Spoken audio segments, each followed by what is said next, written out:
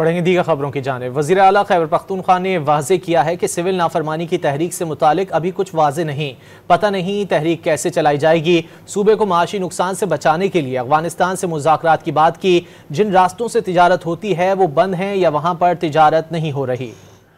میں نہیں سمجھتا کہ ہماری کیپیسٹی ہے کہ ہم لا اینڈ آرڈر کا مسئلہ حل کر کے امن قائم کر سکتے ہیں، اور اس سے جو ہمیں معیشت کو نقصان تو میرے صوبے کو ہو رہا ہے۔ میرے وہ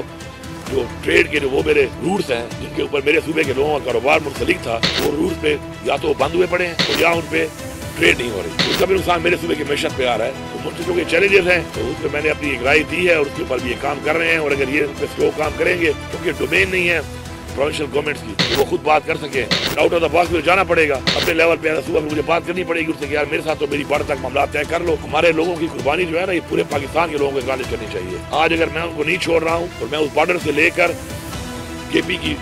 بارڈر جو کہ مختلف صوبوں سے لگ رہی ہیں اس تک ان کو کنٹرول کر رہا ہوں اپنی عوام کی قربانی کے ذریعے، اپنی فورسز کی قربانی کے ذریعے، تو یہ اکنالج کرنا چاہیے پورے پاکستان کو کہ اس سے امن پورے پاکستان کا قائم ہے۔ ورنہ اس سے پہلے یہی لوگ جو ہے وہ لاہور اور کراچی اور پاکستان کے اسلام آباد اور پیڑھی جیسے شہروں میں جا کر ایکٹیویٹیز کرتے رہے ہیں۔ قربانی کے حوالے سے میں نے تو اعلان نہیں کیا، ویسے یہ پارٹی کی طرف سے خان صاحب نے ہی کیا تھا اعلان، اور خان صاحب کا جو بھی حکم ہے ظاہری بات ہے ہم نے اس کو اسی اسپرٹ کے ساتھ جو ہے آگے امپلیمنٹ کرنا ہوتا ہے، لیکن اس کے اوپر کلیئرٹی ابھی تک نہیں آئی ہے۔ تو ہم ویٹ کر رہے ہیں جب کلیئرٹی آ جائے گی کس طریقے سے کرنی ہے، کیسے کرنی ہے۔